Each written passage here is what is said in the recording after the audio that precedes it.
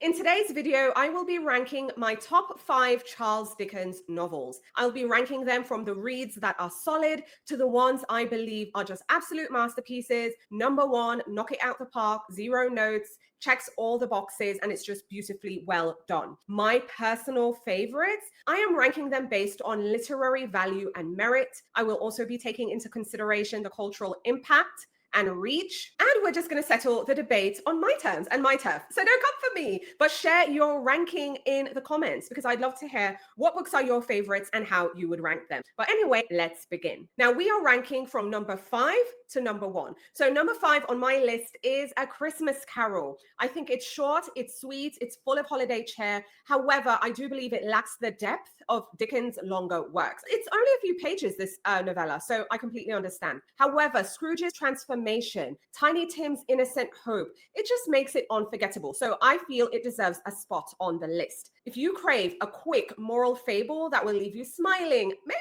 a bit teary-eyed, and you can read this in one sitting, this is your pick. I think it's perfect for winter cozy reading, or if you're just new to Dickens's world. Low commitment, easy read, short, sweet, full of holiday cheer. That's why it's number 5 on my list. Number 4 on my list is a gritty portrait of Victorian London, and I am talking about Oliver Twist. Seeing the child welfare critique and just how harrowing and powerful it was, I had to include it on the list. However, I have to admit the narrative can sometimes feel episodic.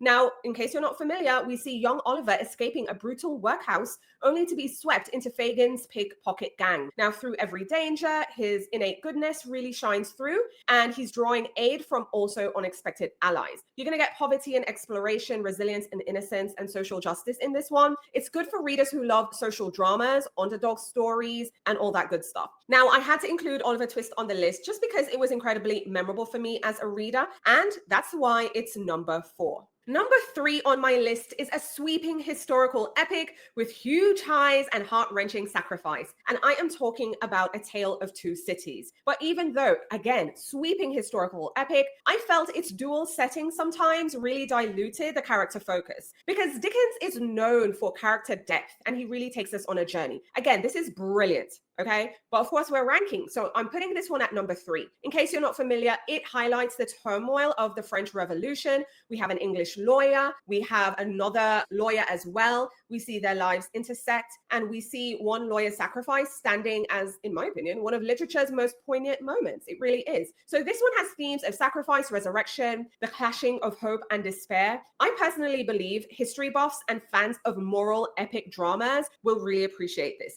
This is like Dickens' version of War and Peace, with his own vibe, of course. Now, there is a redemption arc. We do have unforgettable climaxes. Again, sweeping epic, but I'm going to put it as number 3 on my list of the top 5 Dickens books to read. Now, number 2 on my list, and this was a really hard pick because I had 2 books tying for number 1 and I had to separate them. And even though this book is my personal favorite, when compared to the other, I have to just keep it real. I have to keep it 100 and say, one book might have a tad bit more literary merit than the other. And for that reason, I'm putting my personal favorite, David Copperfield, at number 2. This is Dickens' most personal novel. You get vivid characters and emotional highs. However, I do recognize its length can be daunting for newcomers. I still recommended it as a book if you're interested in coming of age stories and romance for beginners to read. But I can recognize it is a chunky one, but I have very few flaws to pick with this one. I love a semi-autobiographical novel,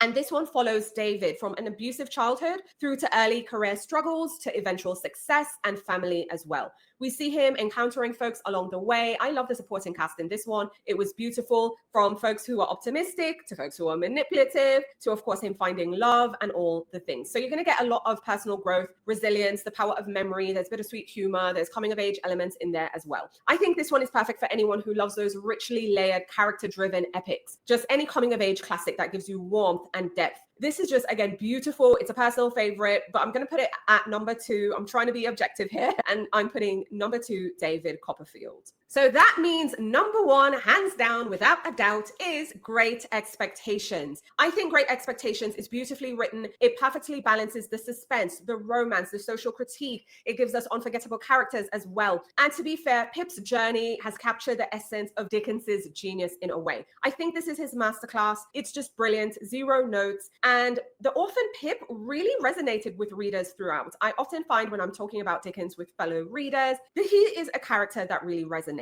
Now we see Pip moving up in station in life, and we see him having to learn hard lessons about class, loyalty, and self-worth. There are lots of themes of ambition and regret, of course, social mobility, because he was an orphan and then he moved on up in life a bit. There's also unrequited love in this one as well, and there is that redemption arc. I think this is perfect for readers who crave those gothic romances with psychological depth, but also just a great cast with unforgettable characters. And his emotional arc, Pip's emotional arc, I think will grip you from start to finish. It's just beautiful. It's well done. But this is a great accomplishment for Dickens. And for that reason, Great Expectations is number one on my list of top 5 Dickens novels, ranking them from 5 through to 1. All right, so there you have it, my personal ranking of Charles Dickens' greatest. We started with something with festive charm, and then we went to the all-time classic in the end, reigning supreme at number 1. Now, if this is the first video you're watching from me, I highly recommend you watch my beginner's guide to Dickens. Whether you've read his entire works, I still think it's worth watching. I'm recommending where beginners can start with Dickens based on their mood. But I would love for you to watch that video, but also share your recommendations in the comments. If you've read Dickens already, it will provide a great entryway for you based on what you're currently in the mood to read. I also have another video where I deep dive Dickens and I share some of his signature themes, his writing style, and what makes him an author that is still very much talked about today, and the fact that his themes still resonate in the modern world years after they were first published. Now, I would love for us to continue the conversation in this comment section. Let me know how you would rank these 5 Charles Dickens books. You give me your 5 through 1. You rank the books. I'd love to hear from you.